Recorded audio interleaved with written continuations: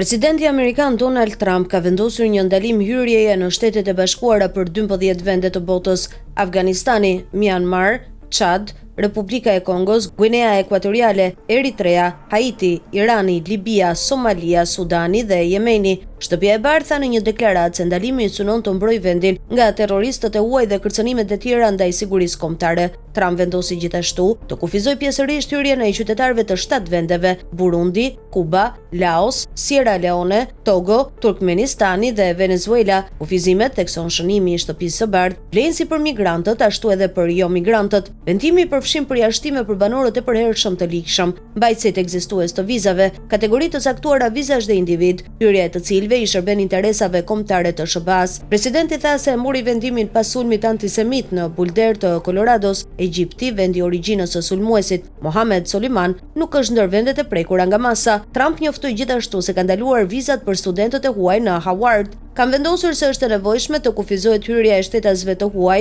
që kërkojnë të hyjnë në Shtetet e Bashkuara ekskluzivisht ose kryesisht për të marrë pjesë në një kurs studimi në Howard ose në një program shkëmbimi të organizuar nga universiteti. Thuhet në deklaratë, Universiteti i Howardit e quajti urdhrin ekzekutiv të lëshuar nga Donald Trump një urdhër akmarrës. Ky është një tjetër veprim i palikshëm akmarrës nga administrata në shkelje të drejtave të amendamentit të parë të Howardit. Howard do të vazhdojë të mbrojë studentët e tij ndërkombëtar, tha një zëdhënës i institucionit në këto kushte. Ministri i Brendshëm i Venezuelës, Diosdado Cabello, tha: "Të qenit në Shtetet e Bashkuara përbën një rrezik të madh për të gjithë, jo vetëm për venezuelianët."